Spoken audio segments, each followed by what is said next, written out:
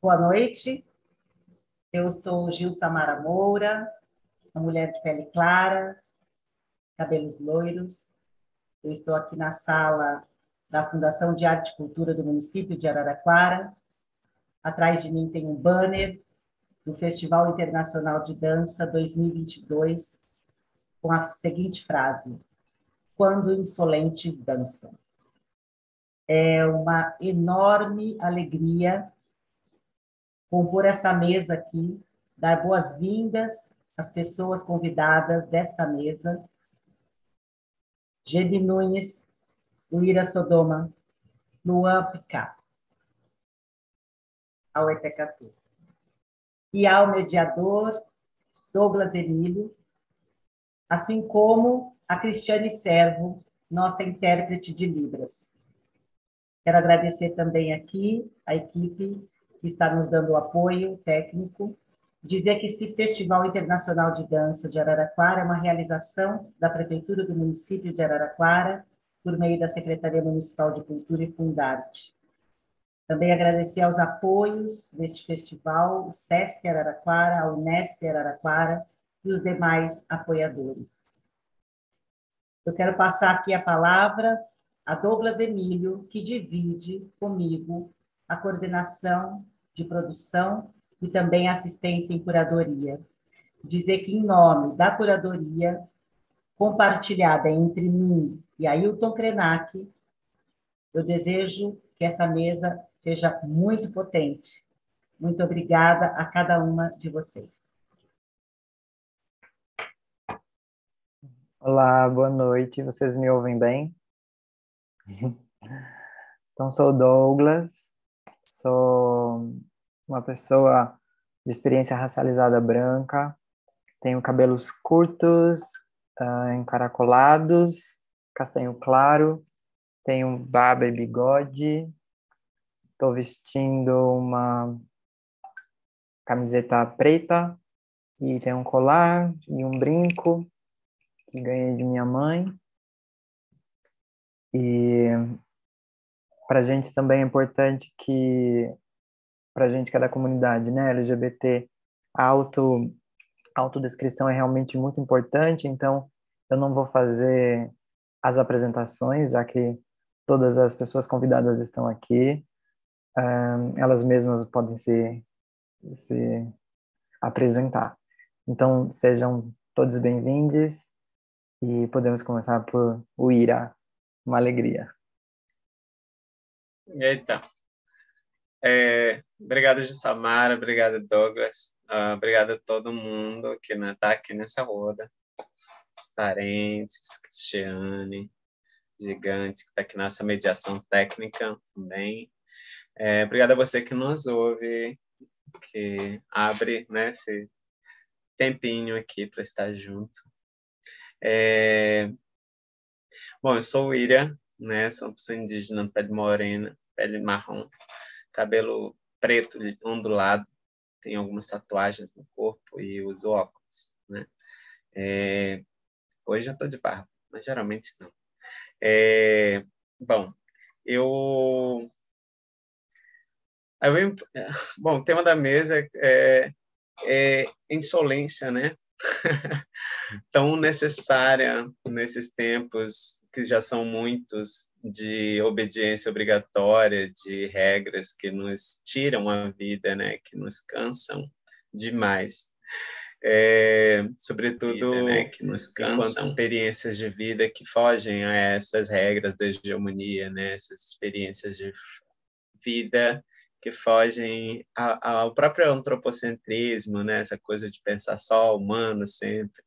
Então, somos muitas humanidades e muitos bichinhos e plantas insolentes pelo mundo, né? Porque reivindicamos um direito básico que é viver livre, né? Como é a natureza, como é a sua beleza.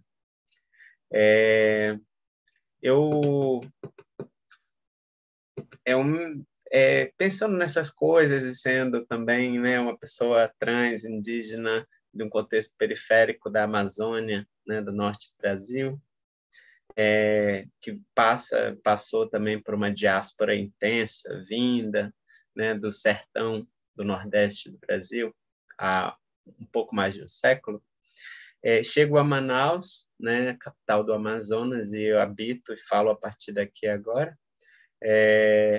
E aqui pude estudar, né? Pude aprender, aperfeiçoar, brincar muito na rua, aprender os movimentos na interação com as outras crianças, aprender o caminho da escola e pela primeira vez a um trabalho,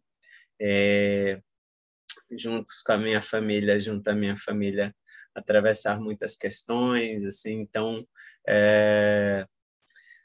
nesse meio tempo consigo, né, me formar bióloga e atuar por 6 anos na pesquisa científica, né?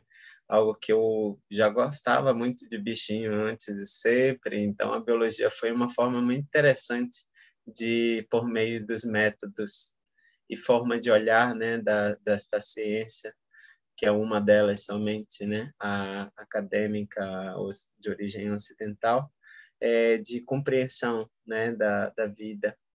E foi bom esse período, né, de 6 anos da vida, até eu me frustrar um pouco com a forma de enxergar os bichinhos, os bichos, as plantas, a vida, né? Frustrado, mas não precisa ser triste, não. Foi uma experiência que eu falei assim, eu não quero mais olhar para uma cutia e achar que a cutia é um objeto. A cutia é a cutia, né?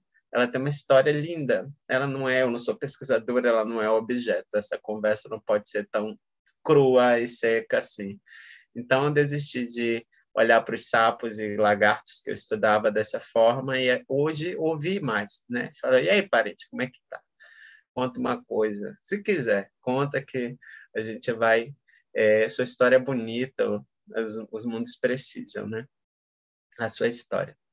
Então, eu, de um tempo para cá, venho contando essas histórias, né? Assim, dessas diferentes naturezas, assim, todas insolentes, né?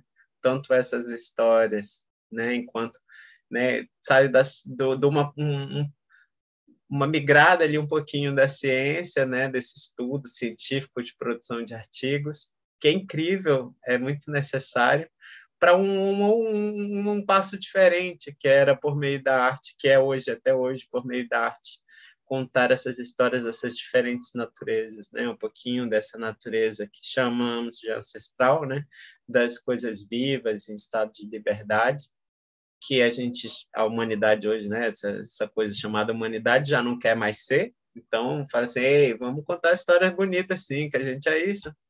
E também histórias dessa natureza estranha, nessa dos jornais que sangram quando abrimos, de muitas violências, discriminações, que é uma natureza que aqui está, mas que o mesmo grupo de homens que dominam os mundos e locais de poder não quer que a gente veja também. Então, essas diferentes naturezas estão aqui, a gente, né? E meu trabalho eu gosto de chamar para um debate, né? Provocar conversas, né? Bem francas, sobre essas naturezas, né?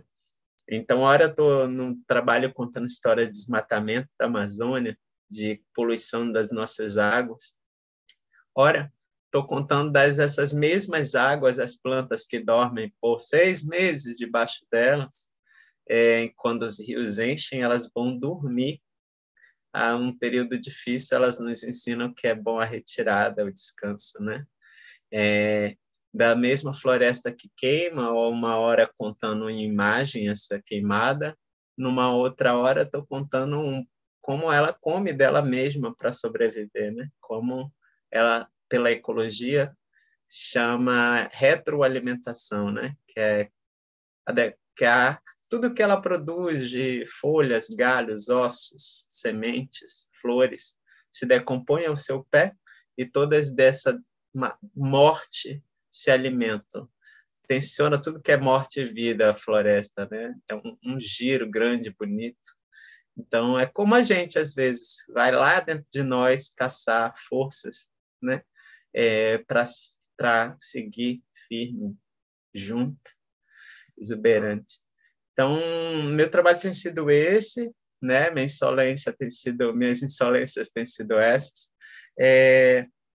Eu recente nessas histórias que vem desde criança, que junta com a biologia e que agora com arte tenho conhecido histórias muito bonitas e partilhá-las é o meu amor, assim, e também entendo como missão. Uma delas é da Pachilbina, que eu sempre conto, o Geni já ouviu, ao contar para vocês também. Pachilbina é uma... É, como a colonização, né, o modo de pensar ocidental, no pensamento, estudando, né, o mundo natural, né, tudo que a gente, parte do que a gente tem de hoje por biologia foi formado por estudos naturalistas, e tem-se uma noção de que a vida animal é móvel e a vida vegetal é parada, é inerte. Inerte é esse pensamento, na verdade, né, gente? Porque se observamos uma árvore, nem precisa ser uma árvore, qualquer planta, se mexe mais do que nós, às vezes, né? As plantas, elas têm dispersão, elas chupam água, há nutrientes, elas se movem, elas dançam, elas se comunicam com todas as ecologias, né? E aí, dentro dessas histórias, para lembrar que as plantas se movem e muito, tive a chance de conhecer a minha madrinha, né? Chamamos de madrinha, peço bênção e tudo, que é a Pachilbina. Pachilbina é uma palmeira que tem aqui na Amazônia, principalmente nas áreas de várzea, que são as águas dos rios Solimões, Japurá, Águas Barrentas. Elas moram muito ali. E essas plantas, elas andam, elas não só se movem, elas andam até 20 metros ao ano. Por mês, ela se mexe 20 centímetros. Ela vai atrás do que ela precisa. Tem mais luz para lá, ela vai embora pegar. Tem mais comida para lá, ela vai atrás. Vai um solo melhor para ele, ela vai embora. Então, ela rompe por existir, por ser natureza, qualquer pensamento que limita, né, a vida e que tem origem dentro de uma mesma forma de pensar que pensa pessoas indígenas, pretas, TLGBs, como árvores que são recursos que podem ser desmatados, que também não têm movimento, né? Então, nessa troca de experiências, de se olhar, né? Eu gosto de pensar o Ira também como uma árvore que anda, afilhada da Pachilbina. Eu gosto de pensar todas e todos nós como árvores, porque quando eu olho para minha quebrada, minha periferia, eu enxergo muita gente que vive aglomerada, junta, se defendendo da violência policial, se protegendo de outros desmatamentos, né, de vida, que é gente que está tão junta como uma floresta está no meio de uma tempestade, né?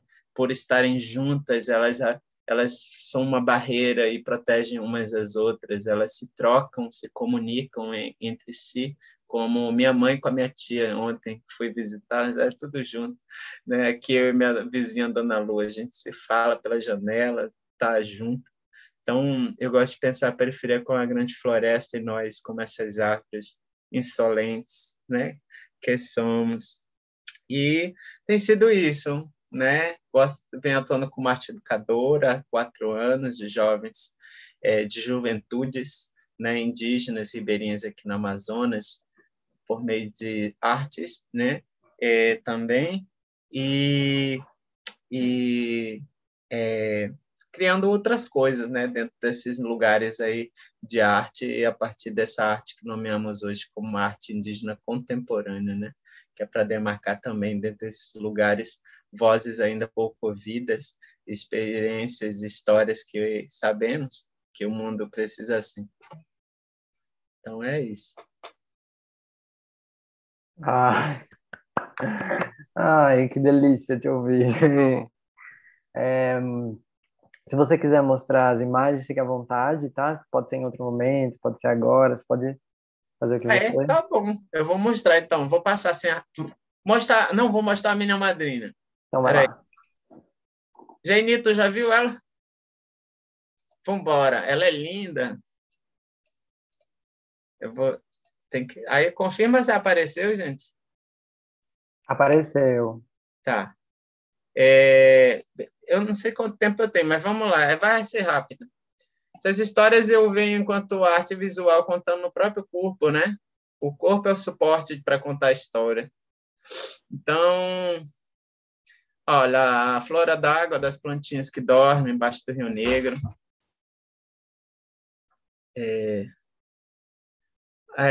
A última floresta, né? Isso aí, terra pelada.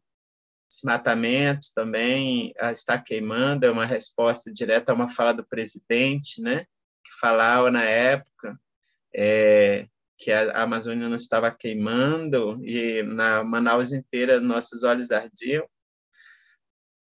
Em 1.000 quase mortos, conta a história dos mais de 1.000 igarapés da cidade, que hoje estão em situações de degradação, mas que em suas beiras mora muita vida, mora muita gente, plantas, e nas águas ainda insiste vida, né, de peixes, de caracóis, de tudo quanto é bicho, por isso quase mortos, né?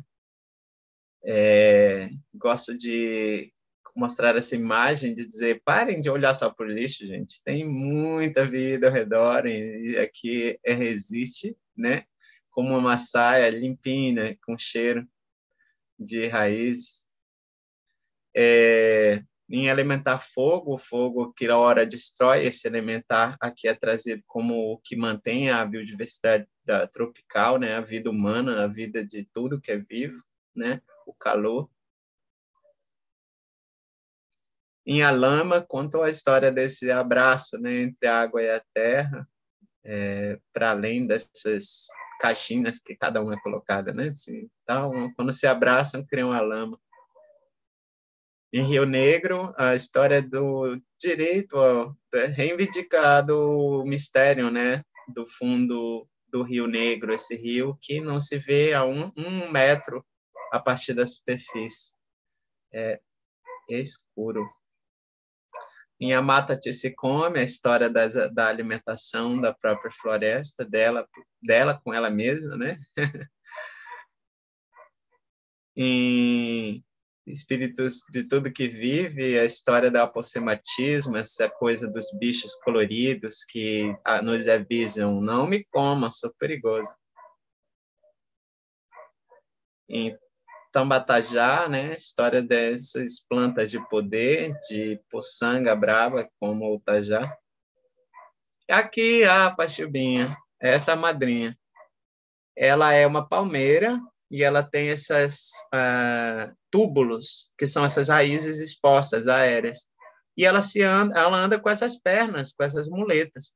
Então, se ela quer ir lá para trás, ela perde uma daqui e nasce um novo tubo do lado de lá. E assim ela vai perdendo desse lado e ganhando novos tubos para o lado de lá e vai andando, né? Se ela quer se mover para a esquerda, ela vai nascer novas pernas para a esquerda e perder da direita. E assim ela vai andando. Acabou o imaginário de que fala quando alguém está numa UTI, está vegetando, né? As plantas não são isso, definitivamente. Na floresta é assim, né? Ela está aqui, essa de raiz mais escura. No final do ano, em setembro do ano que vem, ela não pode não estar mais aqui, pode estar em outro canto, né? E pensando nessas coisas, né? Dessas insolência do olhar, inclusive, que eram as formas prontas, né? Nos ensinam constantemente isso. Venho trabalhando num projeto recente que é fotografias de dossel de florestas à noite, noites de luar. Então, caminho à noite e faço fotos desses buracos, né, que existem quando tem uma lua cheia. E gosto de trabalhar com esse fenômeno que a psicologia chama de pareidolia, que é quando ressignificamos formas que nos vemos a partir de imagens que já nos são familiares, né? É como olhar uma nuvem, ver um bichinho. Aqui são esses bichos do céu, esses bichos que aparecem nesse dossel, né? está em exposição, inclusive, no Paço Imperial, no Rio de Janeiro, nesse instante, né? Vão surgindo bichos com esse olhar que desacata a obrigação de ver tudo. E aqui algumas fotinhas, essa experiência de arte e educação com essas juventudes. São mais de 200 jovens, né, envolvidos nessas ações. Criamos artes visuais, dança, música,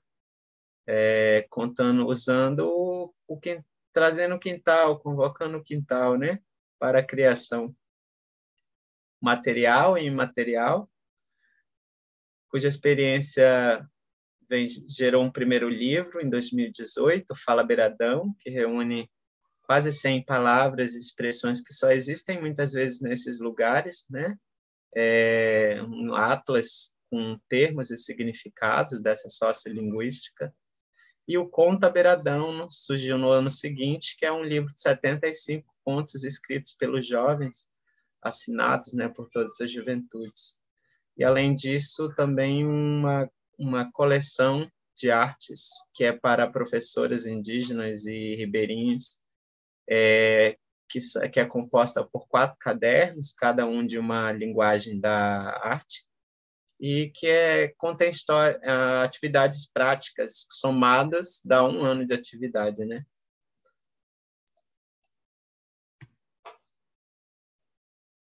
Obrigado, foi isso. Nossa, dá para a gente conversar bastante, daqui a pouco eu volto com você, Uira, porque aqui já está capilarizando 1000 questões aqui. Então, daqui a pouco eu volto com você. Daí, queria agora que Geni pudesse também, né, se colocar e da forma como achar apropriado e se sentir à vontade. Seja muito bem-vinda. Agradeço, Douglas. Boa noite, Neptúndia. É uma alegria estar aqui hoje. Me agradeço muito pelo convite, pelo espaço. Saúdo também os parentes pela partilha. Eu pensei em várias frentes possíveis, né, para esse tema de dissidências, de binarismo, né? E aí eu pensei em compartilhar um pouquinho da minha trajetória. Mas antes disso, eu sou uma pessoa indígena, a minha pele é morena, meu cabelo é liso, castanho escuro, comprido. Eu estou com um adorno na cabeça, numa cadeira preta, e atrás de mim tem um painel com artes indígenas. Meu nome é Geni Nunes e eu pertenço ao povo Guarani. A minha raiz é Guarani do Paraguai, né? Que nosso povo é presente tanto aqui no Brasil, quanto na Bolívia, quanto no Paraguai, Argentina. É o Gurupá, né? Que a gente fala que é esse território sem essa fronteira demarcada de uma nação, né? Então, essa nação brasileira, né? Que tem o português como língua oficial, que tem o cristianismo como religião oficial, né? Essa nação é uma invenção que se faz, né, contra a nossa diversidade, né? Então, o binarismo, ele já inicia com a própria invasão aqui no nosso território, né? Esse é um ponto, assim, que eu queria comentar, né? Porque, às vezes, a gente fala de algo que é inventado, e aí pode parecer que é menos violento, mas nem por isso. A gente está falando aqui de ficções extremamente violentas contra nossos parentes humanos e não humanos, né? Então, uma dessas frentes, assim, de pesquisa que eu realizo nesse tema é a leitura das cartas jesuíticas, que é um dos primeiros documentos, né, que a gente tem aqui, oficiais, digamos assim, em língua portuguesa. E nessas cartas jesuíticas, eu vou mapeando, né, um pouco dessas arapucas, né, essas armadilhas coloniais que iniciam em 1500, mas não acabam. Então, assim como a invasão começou em 1500, mas ainda continua, essa invasão não só dos territórios do ponto de vista literal, né, quando se pensa na Terra, mas também entendendo que nós também fazemos parte da Terra e essa invasão também é simbólica, política, ideológica. E o binarismo é a bússola, né, dessa caravela. Então, tem uma armadilha nisso tudo, que por vezes parece que o binarismo ele só descreve as coisas como elas são, a realidade das coisas, né? Parece. E o que a gente percebe é que essa descrição é um ato de invenção. Se inventa um certo mundo em que as coisas são todas divididas em dois, de modo hierárquico e parasitário, e isso vai à contramão da existência, né? Isso não é uma descrição de fato, como a multiplicidade, né, que a gente fala de uma vida de não monocultura, né? Então, seguindo assim, eu queria até trazer alguns exemplos, né, de binarismo, que é esse binarismo que divide humano e animal, civilizado e selvagem, natureza e cultura, razão, emoção, mente e corpo, homem e mulher, masculino e feminino, né? Tudo isso como um grande corte, né? Uma grande ferida que se faz na possibilidade da gente viver a concomitância. Então, essa imposição da monocultura e desse binarismo começa já com o racismo religioso, né? Quando os jesuítas vêm para cá e para eles só existia um único Deus verdadeiro, que era o Deus cristão, todos os outros deveriam ser destruídos. Havia também um único jeito de ser homem e de ser mulher, e todos os outros deveriam ser perseguidos. Havia também um único jeito de lidar com a terra, que é como posse e propriedade, e esse terraplanismo, né? Colocar o humano no centro de tudo, humano com H maiúsculo, né? Como ponto de partida. Eu até lembro de uma fala do parente Timóteo Verapopuá, que ele comenta, né, que para nosso povo o tempo não é linear da evolução, da ordem do progresso, é espiralar. A gente está sempre em ciclo, né? As nossas danças são em ciclo, nossos rituais estão em movimento, né? E é algo até que na minha pesquisa, nas cartas dos jesuítas, eu constato, né, que um dos primeiros pecados que eles inventam é o pecado do nomadismo. Então, o impedimento ao próprio movimento, né?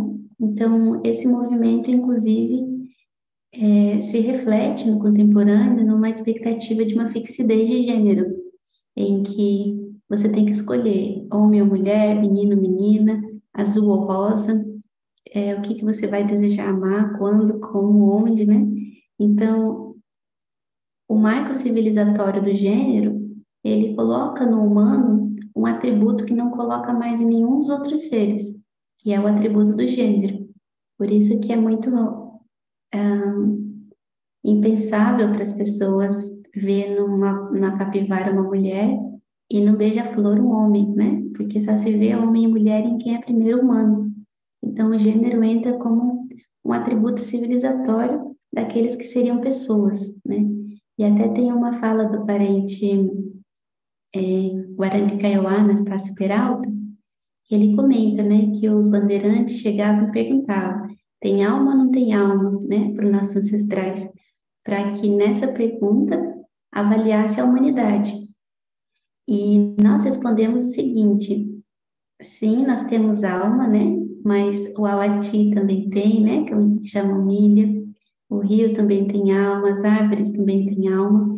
Então, em vez de pensar que só é gente, só conta como pessoa e como existência aquilo que é humano, há uma expansão desse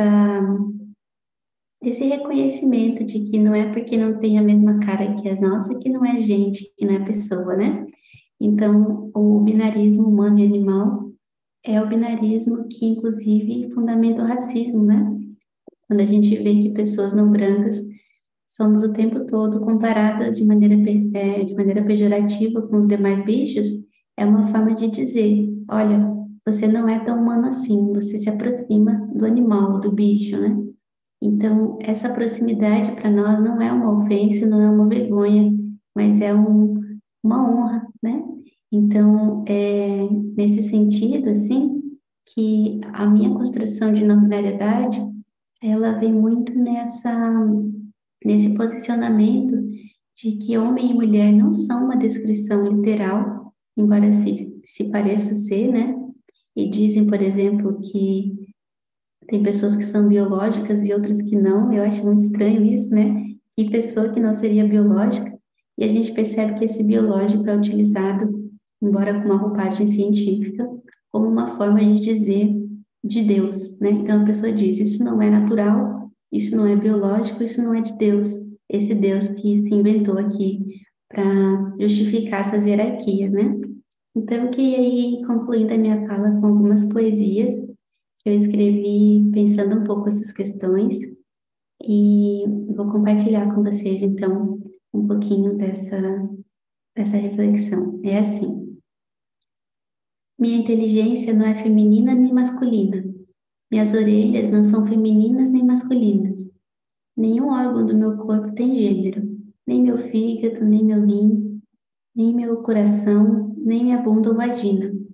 O vento cuida de nós, os rios matam nossa sede, a terra nos abraça e nos cuida, e nem por isso o cuidado é feminino nem masculino. Os rios também têm curvas, nem por isso são mulheres. O sol que aquece as plantas não é homem nem mulher. A terra florescendo, a chuva caindo, não são homem nem mulher. Da mesma forma que um raio não é um homem nem uma borboleta é uma mulher, o binário de gênero nos descreve muito mal.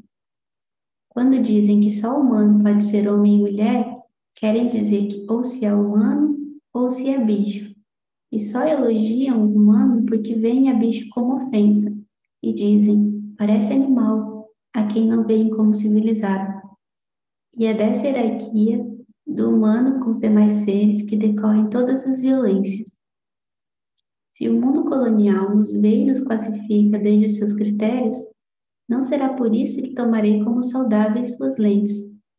O folclore de gênero não faz sentido para mim, nem sua mitologia, que afirma que a cor rosa do céu é a cor de mulher e o azul do mar é a cor de homem.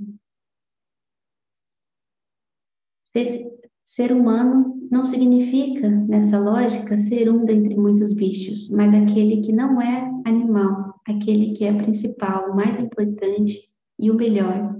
E isso é precisamente o que eu não sou. Com humildade, recuso todo terraplanismo. Se a cor do caqui é brilhosa, ela deixa de brilhar se eu disser brilhoso? Se o calor do sol me esquenta, deixaria de me aquecer se eu dissesse no feminino? Se a nuvem está cheia, ficaria vazia se eu dissesse cheio? Se o som dos passarinhos é lindo, seria menos belo se eu dissesse lindo? Os crentes do gênero tomam as letras A, O, I e atribuem a elas um valor moral, hierárquico e essencialista. E as letras, em vez de janelas abertas para a vida, se tornam cadeados e camisas de força. E é por isso que, abraçando o que sou, sorrio aos 3 trilhões de seres que me habitam e repito: não sou mulher nem homem. Muito obrigada. Reverter. A gente que agradece sempre, Juni. Agradecemos muito, muito, muito. Daqui a pouco também eu volto com você, porque também tem uma questão interessante, que é nessa provocação dessa questão do binarismo, né? Privilegiar, sobretudo, o mono, né? Depois então a gente conversa um pouquinho mais. Luan, seja muito bem-vindo. Fique à vontade também para se colocar, para se apresentar. E seja muito bem-vindo mesmo. Numa posição legal. Por isso que eu disse, ele cabeceia por trás do outro companheiro. Isso até teve um debate se aquele jogador que estava em posição, se ele chega a interferir ou não, mas o gol foi checado e confirmado. Jaicota Passuguá, Jajerou Yaité Apelaim, Pendereué, Jeruquera, Aranha Deroi Potai, Andenhani Boatã, Jaguarou Amá, Maraipa, Monguetá. Auetecatu, saudações ao tempo da noite, estou muito contente desse encontro, Já senti muita energia, já aprendi muito com a fala dos parentes. Realmente, movimentos muito incríveis de conexão. Gostaria muito de agradecer todos os articuladores desse evento, né, que realmente de extrema importância, transformar a realidade a partir das meditações, das reflexões, né, do pensamento com o corpo, irritando o corpo. E agradecendo Tcheron, Gil Samara, querido Douglas, trouxeram nós até aqui para esse movimento, todos os parceiros deste evento. Bom, sou Luan Apucá, eu sou da etnia Tupi-Guarani, aqui da aldeia Tabassura e Colutã, uma comunidade aqui na floresta do litoral sul de São Paulo, uma comunidade guardiã do fogo. Eu gosto muito dessa fala. Eu sei, muitos dizem que devemos construir conexões. Eu falo que a gente está mais para desconstruir. Construíram tantos caminhos para a gente nem queria caminhar sobre eles. Realmente a gente tem que ir desconstruindo para que a gente volte na nossa essência. Então eu sempre achei que é uma estratégia do colonizador dizer: quem é você? Quem diz que eu tenho que me definir em algo? Né? Talvez o que eu fui ontem, né, já não é o que eu estou agora e o que eu serei amanhã. Então, quando sou um pássaro, isso diz que eu posso ser muitas coisas e muitos movimentos. Eu gosto de dizer que eu sou um pluriverso. Muitas conexões. Poderia ficar vários dias aqui dizendo quem talvez eu seja, quem talvez eu serei. Então, realmente, eu gosto muito de dizer que eu sou um ser da floresta e fico muito contente, já preparei o meu moan, o meu chá, para, junto com os seres queridos, filosofar nessa noite e um pouco poder ensinar, aprender. Na cosmovisão Tupi-Guarani não existe a palavra para aprender e ensinar. Ambas são juntas. Porque não tem como você aprender sem ensinar e ensinar sem aprender, que a palavra Nimbo é. Então, esse movimento é um movimento muito sagrado, com seres visíveis, seres invisíveis, né? Eu gostei muito, apareceu a palavra humana, né? Até com H maiúsculo. Realmente é isso, essa questão de humana, ela aparece lá na Europa. Antes disso, o que éramos? Seres livres, que não estávamos nessa conexão. Então, eu sempre me conecto com esse diálogo, né? Eu tive alguns amigos que vieram aqui visitar a nossa comunidade e eles querem vir conhecer a floresta. E começou um diálogo, queriam conhecer um turismo. E uma das coisas, a gente quer fazer tantas atividades possível na comunidade, queremos aprender as práticas. E uma das coisas que eu sempre trago em diálogo é, quando a gente vem para uma floresta, para uma comunidade, eu falo, os clãs são muito poderosos. Mas por que a gente ainda foca o ser humano como parece que é o único ser que existe ali? Né? Então, às vezes, foca nós que habitamos um espaço que é a floresta. E não. Somos mais um ser da floresta. Então, eu falo, você vai vir para a floresta, mas você vai ter que dialogar com todos os seres. Passou uma formiguinha, chama ela. Passou um vento, chama, ou ela, ele, né? A língua portuguesa aí está nos... Mas estamos chegando lá, né? Está tendo essa discussão que a galera já está decolonizando a língua, né? Isso que é o importante. Para contemplar os diálogos, né? Então, passou os elementos, você dialoga, né? Com esse movimento muito forte. Nós somos mais um ser da floresta, né? Então, realmente, a água, o elemento, quais são todos os seres, né?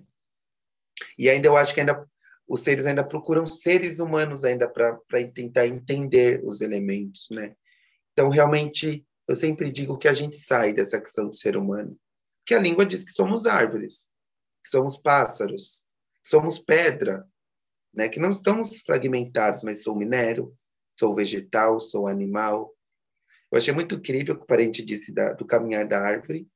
Eu fiquei olhando aqui, achei já que era uma muda dessa árvore aqui no nosso território. E uma das coisas muito incríveis, o que é o caminhar? É porque realmente o colonizador vem e define todos os movimentos artísticos de expressão. Mas será que o caminhar é só aquele que anda com as pernas? Será que o sentir é só aquele que tem um sistema nervoso? Uma vez falaram isso para mim, as plantas não sentem. Por isso que eu posso comê-las. Só os animais que sentem, que eles têm sistema nervoso. Falei, nossa, então definiram e globalizaram um sistema de sentir. Quem não tem sistema nervoso não sente. Falei, nossa, então nós dialogamos com a planta no nosso clã, né? Elas são seres vivas que dialogam e trazem energias muito especiais. Então, por exemplo, alguém já passou na floresta e grudou já ouviram aquele carrapicho? Quem já viu que você passa na floresta, ele gruda na roupa? Que até a galera puxa, assim, que dá uma doída, um espinho, né? Vários espinhos, quando passa na floresta, eles grudam. E você caminha, quando a gente olha assim, tem muito que até fura a gente. A gente pega e joga longe esse carrapicho, né? Aí você fala, nossa, você fez o que ele queria, né? Aquilo era uma semente. Aquela planta saberia que a gente ia passar ali. E ela grudou aquilo na gente. E ela não precisou nem caminhar dessa nossa maneira. Ficou lá quietinha, descansando. E nós, os seres andantes, caminhamos e migramos com esse movimento. Então, ali, aquele espinho migra e vai. Vocês acreditam que essa planta se moveu? Ela caminhou? Né? Então, os seres, eles caminham das suas maneiras específicas, em as suas filosofias de caminhar, né? Estão voando. O vento, né, é um grande caminho para as árvores, né? Então, realmente, essa conexão é muito incrível dos diálogos, onde a gente não fragmenta o conhecimento, mas tudo se liga. Tudo é uma teia. Tudo está em diálogo, né? Eu sempre vejo essa questão de campo semântico, né? Bagunça muito. O que é, né? Quem dividiu? Definido por quem? Né? Então, é visto por quem? Sentido por quem? Então, só para me finalizando a minha fala também, queria trazer essa filosofia da palavra ageroiá. Ageroiá é a filosofia da felicidades. Porque não existe uma felicidade no singular. Vista por quem? Tipo, a felicidade. Nossa, no meu pensamento, como assim? Quem previu? Como que é? Então, a gente sente que a filosofia da felicidade é aquela que é algo que eu sinto e que é algo que dialoga com todos os territórios.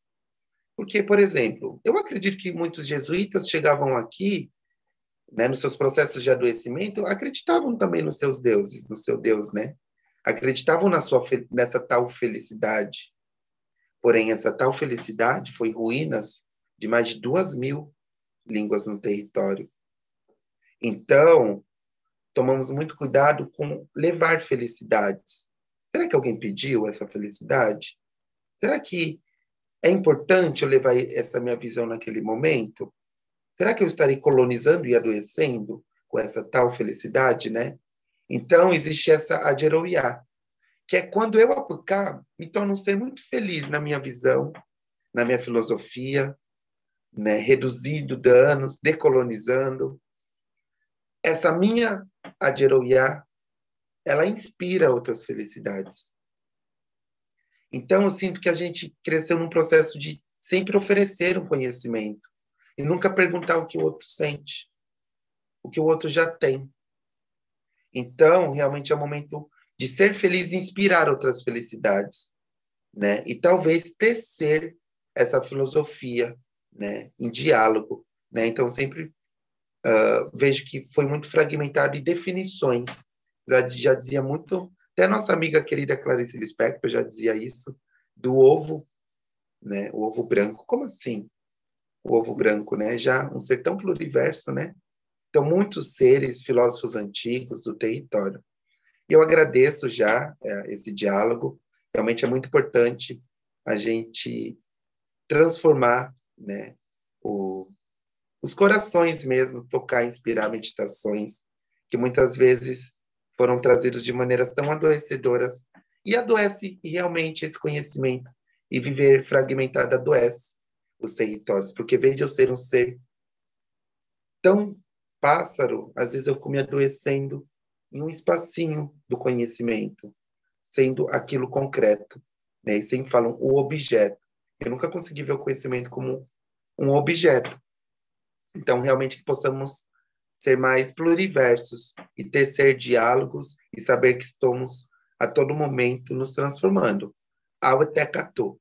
Gratidão. Auetekatu, Luan.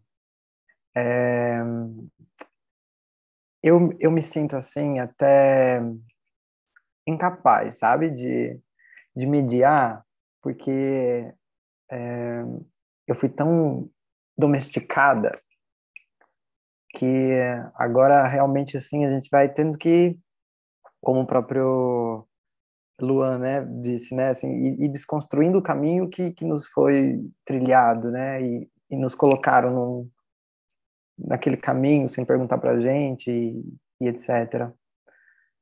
Mas eu vou tentando aqui e vocês vão melhorando as minhas questões.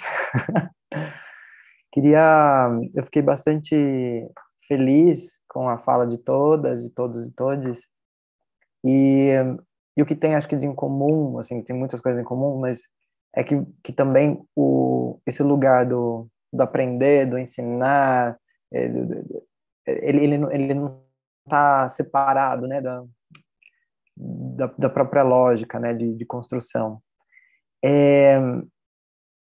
Quando eu assisti o filme teu, Ira, para mim, assim, foi muito importante, porque às vezes a gente também enxerga muito fragmentado esse lugar da docência com o lugar do artístico, com o lugar do ativismo, e você entende isso tão integrado, tão como se realmente não fosse possível, né, assim, pensar no processo educativo sem pensar na floresta, sem pensar na arte, pensar na arte sem pensar na floresta, e pensar na floresta sem arte, sem educação, e além de todas as coisas que traz, né, assim, de potência mesmo dissidente e insolente, você traz todas essas questões muito amarradas, integradas, e para a gente que está aqui discutindo essas binaridades, essas divisões criadas ficcionalmente, né, do que é corpo, do que é, né, essas ficções, né, do corpo da floresta, do civilizado, do selvagem, do certo, do errado, do bem e do mal, do sagrado, do profano, né? Como é que você constrói assim nesse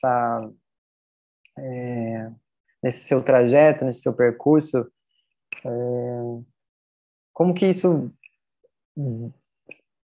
vem sendo explorado, vem sendo apresentado, como que isso também é um processo decolonial, como é que você tem pensado isso tanto na educação, tanto no ativismo com a floresta, porque te vê no meio do rio, te vê no meio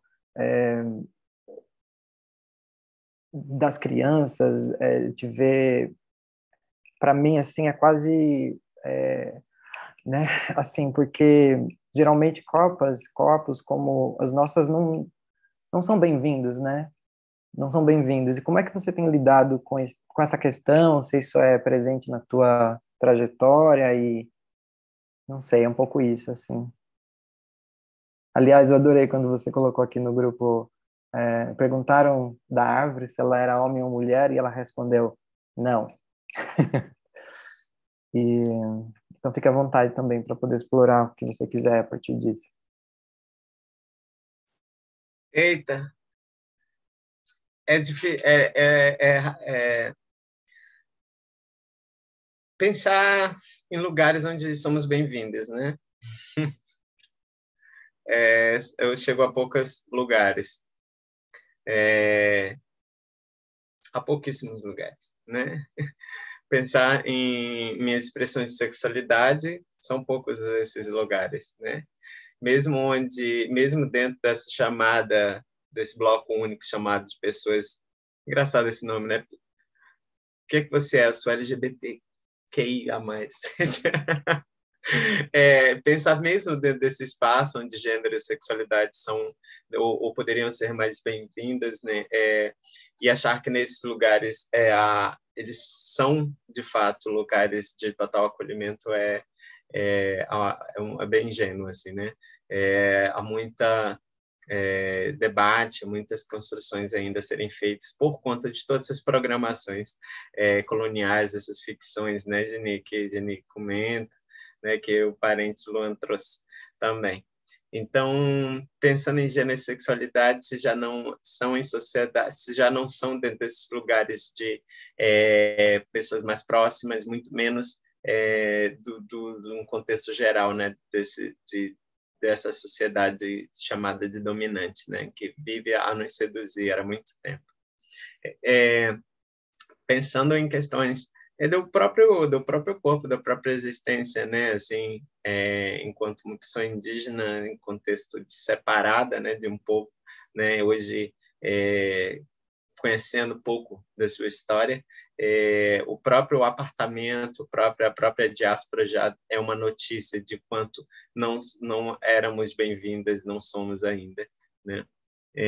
Então, dentro da academia não foi diferente, né? Também eu lembro de muitas vezes estar dentro desse lugar que até a minha época de formação era um local que somente 13% da população brasileira acessava, né, no ensino superior, e estar ali dentro, um ano depois, dentro de um banco de um mestrado, onde as pessoas se debatiam tudo, eram muito...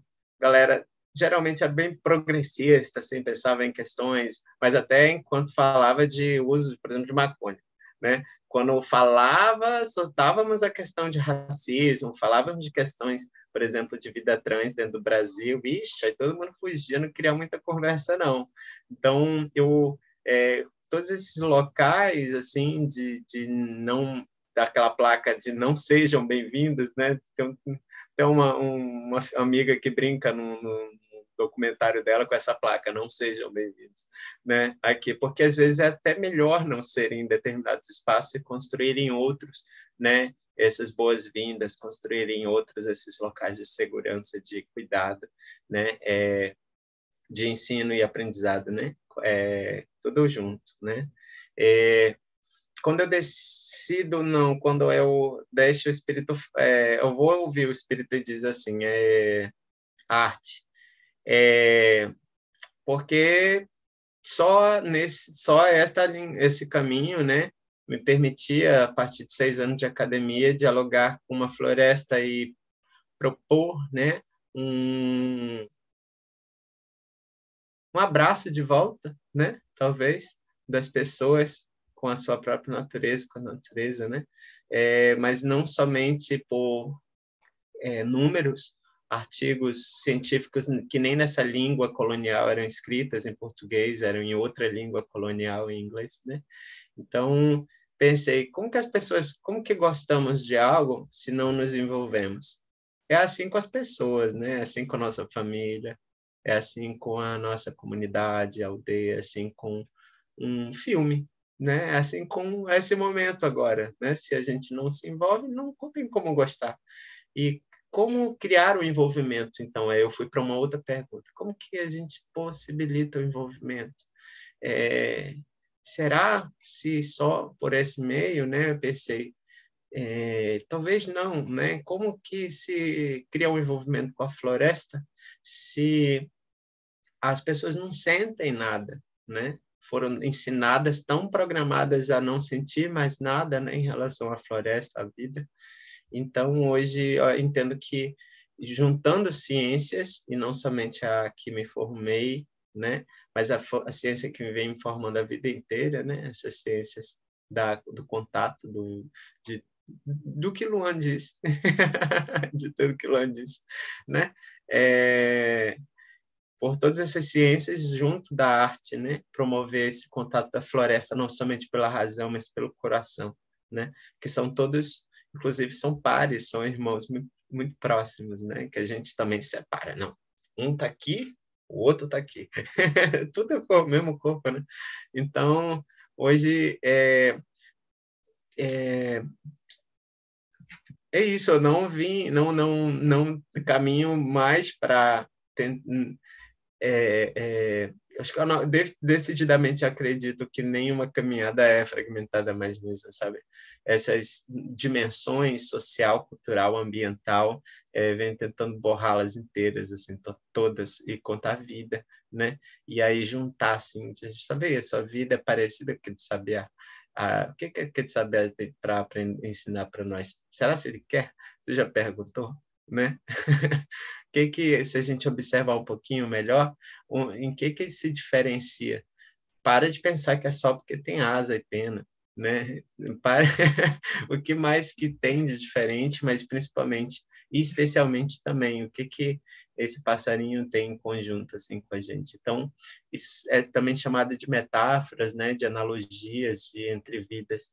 E eu acredito que eu acredito tanto nesse caminho que é nele que vivo hoje, sabe? De que se a gente tem tantas crises espirituais, políticas, econômicas pelo mundo, é porque a gente só tem ouvido um grupo de humanos, né? Não é nem os humanos, é só um grupo, né, dos homens brancos, cisgêneros, heterossexuais. Então, é bonito que a gente consiga, e é urgente também, que a gente possa ouvir outras humanidades, né? E também outras histórias também não humanas. E não outras naturezas. É a mesma natureza, mas outras criaturas, né?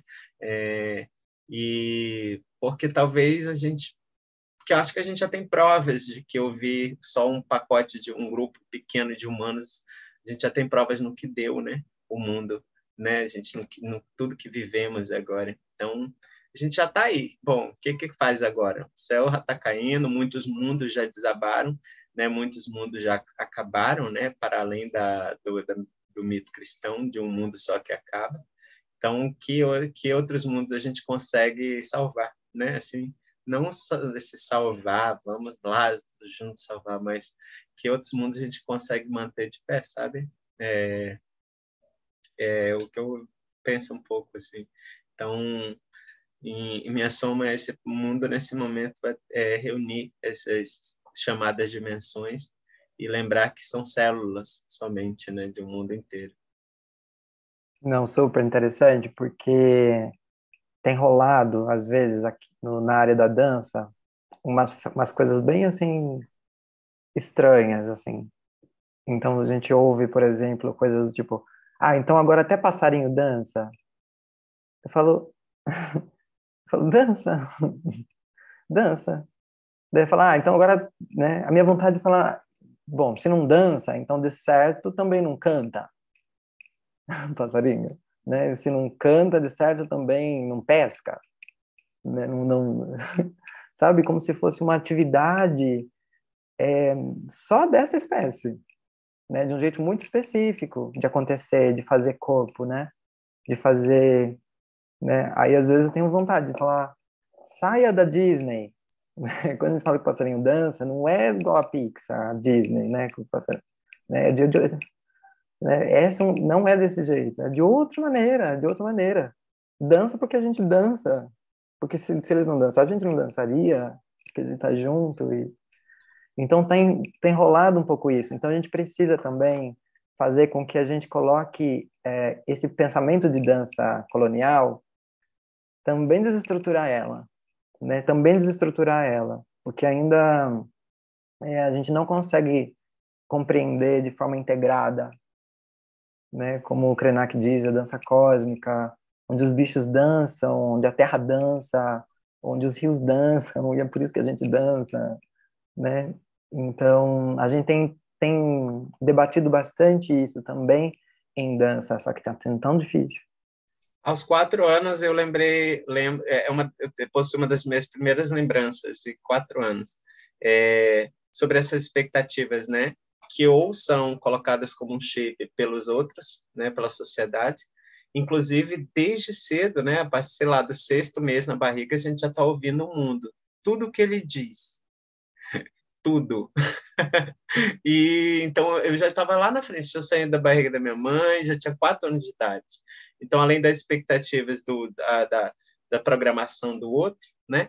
Eu também já tinha. Existem também aquelas que são limitações da nossa própria experiência do mundo, né?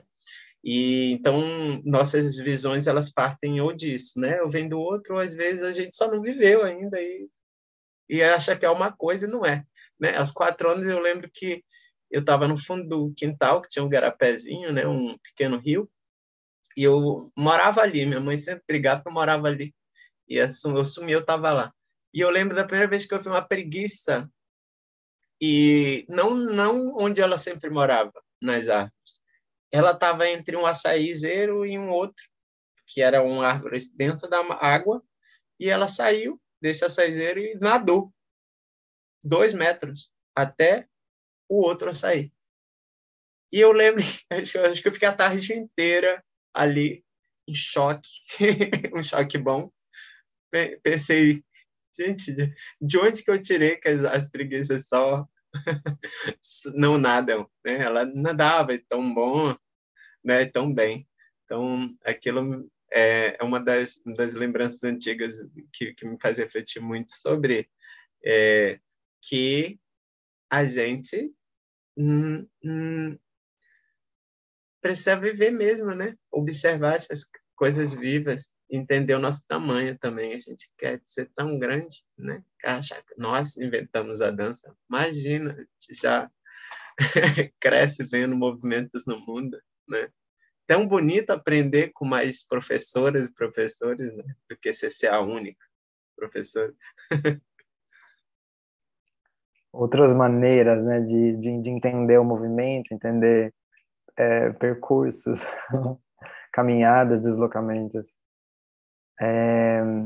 Dessas questões também, desses percursos, desses deslocamentos, dessas formas como a gente tem que, muitas vezes, seguir, porque, como você mesmo disse, ou porque a gente nem experienciou, né, ou porque nos foi imposto, né, um caminho muito específico, né, me traz realmente essa questão de como é que a gente percebe, né, e se a gente não está disposta a perceber, mudar nossas maneiras de perceber, a gente realmente vai ser difícil da gente conseguir se deslocar para outras, né, para outras rotas, né, de fuga, outro tudo, assim. Nesse sentido, Jenny, será que é possível que a gente construa outras rotas, construa outros movimentos, outras danças, se a gente continuar jogando com a moeda do colonizador, jogando com os códigos do colonizador, jogando com, sabe, não abrindo mão dessas ideias realmente binárias, né? Tipo, é possível ser antirracista acreditando no mono, é possível ser anticolonizador, né? Anticolonizador, né? Assim, se a gente não abre mão, por exemplo, de um pensamento binário, né? Porque muitas vezes as pessoas imaginam que essa questão da binaridade é uma questão apenas, assim, né, dualistas, elas não entendem necessariamente como uma hierarquia, né? Uma hierarquia que vai privilegiar o mono, né? Que são dois, mas um que sobe, né? Um que está acima e que vai construindo dessa linhagem, né? Então, nesse sentido, é possível construir outras danças, outros deslocamentos, sem abrir mão da binaridade, sem abrir mão da moeda que lhe foi dada para jogar? Queria se agradecendo, tá uma delícia estar aqui com vocês, eu ouviria por horas, queria muito que a gente estivesse em volta de uma fogueira, tomando mate ali com parede. Eu penso que tem uma armadilha, né, Douglas, nisso que você traz, que é de que as pessoas pensam que a colonização ela se faz em nome do mal e do ódio. Só que ela se faz, sobretudo, em nome do bem. Foi para nos salvar, para nos levar para o céu, é uma forma de amor, toda a violência que fizeram contra nós, né? Então, se a gente olha, por exemplo, o próprio slogan do Bolsonaro agora, tá lá, Deus, família e tradição, se eu não me engano, algo assim, né? Então, vai vir sempre na defesa de algo supostamente bom. Então, não nos basta combater a colonização apenas naquilo que é explicitamente posto como ódio, sem pensar no binarismo desse ódio. Se esse Jesus é amor, e ele leva ao céu, quem ele leva ao inferno, né? Porque se só existe céu pelo contraste do inferno, esse sistema binário, ele é parasitário. Então, assim, o meu ponto de vista nisso tudo é de que se existe uma ideologia que diz meu Deus, é o único brilho dele, todos os outros são falsos, eu não posso achar que ela é uma dentre muitas, porque ela é contra, né? É por isso que a nossa luta é contra-colonial, porque, né, o nosso povo, a gente não vai falar para o povo tereno, né, que o povo tereno tem que ser convertido a acreditar em Anderoetê, em Andetietê, porque só esse é o verdadeiro, né? A gente não tem esse tipo de ânsia, né, de motivação, e é por isso que a gente não coloniza outros povos, porque a nossa cosmogonia já é da floresta, da diversidade, né? Então, eu penso que aquilo que se afirma da nossa negativação é um gesto de sobrevivência, não é defender esses sistemas, né? Então, é algo assim que parece muito. É minha escolha, né? Ela diz, né? Eu escolho não aceitar pessoas LGBT, por exemplo, né? Como assim alguém aceita ou nega a existência de outras pessoas, né? Isso não deveria estar posto em questão, né? Então, quando me dizem assim, nós te perdoamos, eu recuso esse perdão, porque eu não quero ser perdoada daquilo que eu não concordo que é pecado, né? Então, acho que tem um exame aí dessas perguntas que, antes da gente responder essas questões, é preciso que a gente volte para o fundamento dessas perguntas, para ver se a gente pactua com esse fundamento, né? E é nesse sentido também que essa pergunta homem ou mulher responder não, para mim é muito isso, porque você precisaria estar alinhado com essa lógica binária para responder aquilo que é legível, né, inteligível nesse sistema, né? Então, eu penso assim que torço para que esse fim do mundo chegue, desse mundo, porque talvez só com o fim desse mundo mesmo que a gente possa, de novo, viver em concomitância, em horizontalidade, né? Eu vou ter que sair agora, que eu tenho outro compromisso na sequência, mas queria muito agradecer pela escuta, pela troca. Foi uma alegria estar aqui com vocês. Muito obrigada. Agradeço, Geni, agradeço muito, viu? E então a gente segue com Luan, porque a Geni traz uma coisa muito importante, que é essa questão também, né, de você abdicar, de repente, dessa ideia de binaridade, porque a Geni também vai explorar esse mono também, tipo, não só o monoteísmo, né, mas a monocultura, o monopólio, enfim, todos os monos, né, assim. Então, ela vai falar realmente de uma mudança afetuosa, né, também, de outras maneiras da gente poder pensar nossas relações, pensar... E eu te conheci, Luan, dando aula, e o jeito como você, assim, tem uma afetuosidade com suas estudantes, é assim, eu fiquei barbarizada, assim, e barbarizada não é a palavra, né, mas eu fiquei, assim, extasiada mesmo, assim. Então, eu acho que também, se você puder falar dessa questão afetuosa, de como se relacionar com o mundo de forma afetuosa, né, e não romântica, não binária, não, né, como é que você tem pensado isso para suas relações também, para suas danças, para seus movimentos? Sim. Eu fico muito pensando sobre essa palavra afeto. Eu fiquei meditando, né? Afeto, feto e afetar. Né? Palavras tão semelhantes, mas tão diferentes. Mas às vezes são usadas, né? Será que tem uma conexão? Uma das coisas muito fortes que eu senti, eu vi a palavra dançar. E quando eu falo da ciência, dos movimentos, eu estudo linguística, né? Na Unicamp. E uma das coisas que eu debato muito na linguística é a questão da ciência, né? Da unificação, né? E realmente são ciências, né? Como que as cosmovisões são específicas.